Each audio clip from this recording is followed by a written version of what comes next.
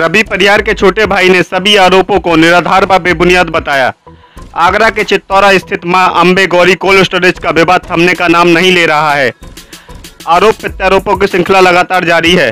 पिछले दिनों वायरल हुए एक वीडियो में कोल्ड स्टोरेज के संचालक भगवान सिंह व अन्य लोगों ने अन्याय की सभी सीमाओं को पार करते हुए किसान रवि परिहार के 70 लाख रुपए के आलू डकारने के बाद उसके किसान होने पर भी संदेह प्रकट कर दिया और कहा कि रवि परिहार तो किसान ही नहीं है।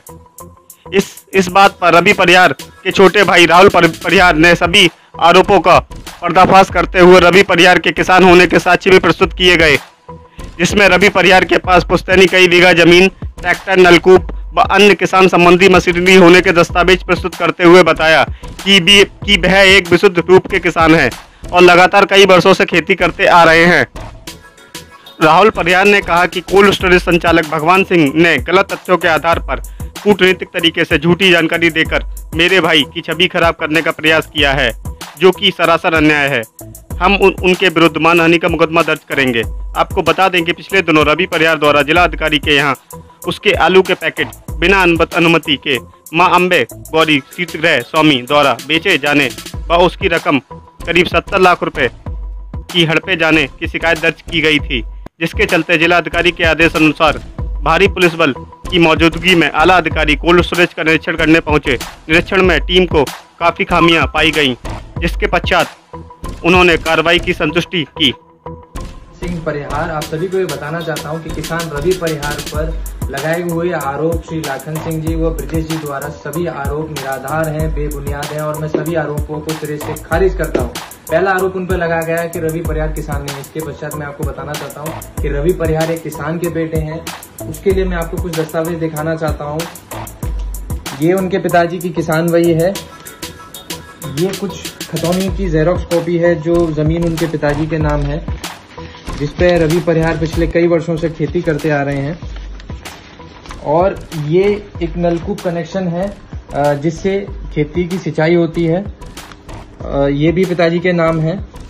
ये दोनों ट्रैक्टरों की आरसी जो कि मेरे नाम है, जिसके सहारे से वो पिछले कई वर्षों से खेती का संचालन कर रहे हैं और वे अच्छे किसान माने जाते हैं। दूसरा आरोप उन पर लगाया गया कि 2019 में कोल्ड बंद करवाया रवि परिहार ने और आज भी उसे आगे बंद करवाने के षड्यंत्र रच रहे हैं। ये आरोप भी निराधार है। इस आरोप में भी कोई सच्चाई नहीं है। इसके विरुद्ध मैं आपको कुछ दस्तावेज दिखाना चाहता हूं कि 2019 में कोल्ड बंद हुआ इनके आपसी रंजिश के चलते, आपसी विवाद के चलते और आपसी घर के बंटवारों को लेके। लाखन सिंह जी व दिनेश जी कंपनी मां अंबे गौरी में गारंटर थे, तो उन्होंने अपना नोटिस दे दिया 2018 में 12वें महीना में कैनरा बैंक को कि वो अपनी गारंटरशिप वापस ले रहे हैं। इसके चलते कैनरा बैंक ने दूसरे महीने में दोनों डायरेक्टरों को नोटिस दिया कि आप जल्द से जल्द गारंटर उपलब्ध कराएं, वरना कंपनी चलाने में आपको तकलीफ हो सकती है। विवाद यही नहीं थमा, विवाद आगे बढ़ गया। जब कंपनी चालू करने का समय आया, तीसरे महीने में जब कोल्ड की भराई होती है, तो उस वक्त दोनों भाइयों में तनातनी इतनी बढ़ गई कि बात थाने तक पहुंच गई। इसके विरुद्ध श्री भगवान सिंह जी द्वारा यह तीसरे महीने में यह नोटिस दिया, यह प्रार्थना दी थाना अध्यक्ष को कि लाखन सिंह जी उन्हें कंपनी चलाने में सहयोग नहीं कर रहे हैं और धमकी दे रहे हैं और स्टाफ को भगाने की कोशिश कर रहे हैं। बात इतनी बिगड़ी कि इसमें मुकदमा दायर हो गया, जिसके विरुद्ध में सभी को जमानत लेनी पड़ी और इसके चलते 2019 में कोर्ट थाने तक पहुंच गई। इसके विरुद्ध श्री भगवान सिंह जी द्वारा यह तीसरे महीने में यह नोटिस दिया, यह प्रार्थना दी थाना अध्यक्ष को कि लाखन सिंह जी उन्हें कंपनी चलाने में सहयोग नहीं कर रहे हैं और धमकी दे रहे हैं और स्टाफ को भगाने की कोशिश कर रहे हैं। बात इतनी बिगड़ी कि इसमें मुकदमा दायर हो गया, जिसके विरुद्ध में सभी को जमानत लेनी पड़ी और इसके चलते 2019 में कोल्ड को बंद रखना पड़ा और खामियां पूरी कंपनी को भुगतना पड़ा इनके आपसी घर विवाद को चलते। तीसरा आरोप उन्होंने लगाया है कि रवि परिहार और लोकेंद्र सिंह परिहार 62 लाख रुपए की रकम लेकर जा चुके हैं कंपनी से। यह आरोप भी निराधार है। इस आरोप में भी कोई सच्चाई नहीं है। इसके विरुद्ध मैं आपको बताना चाहता हूं कि 2010 से अब तक रवि परिहार ने कंपनी से 1 रुपए की नकदी नहीं ली है। उनके पास 1 रुपए की रकम कंपनी से नहीं आई है, ना ही उन्होंने ली है। ये सारे आरोप झूठे हैं और बिना सबूतों के ये षड्यंत्र रच रहे हैं मेरे भाई के खिलाफ और बेबुनियाद आरोप लगा रहे हैं। और उन्होंने कहा कि कंपनी की सहमति से ये आलू बेचा गया है। जब उन्हें दिख गया कि वो इस अपने जाल में फंस चुके हैं तो उन्होंने कहा कि कंपनी की सहमति से ये आलू बेचा गया है। तो इसके विरुद्ध में भी मैं ये कहना चाहूँगा, इस मामले में कंपनी की कोई सहमति नहीं थी।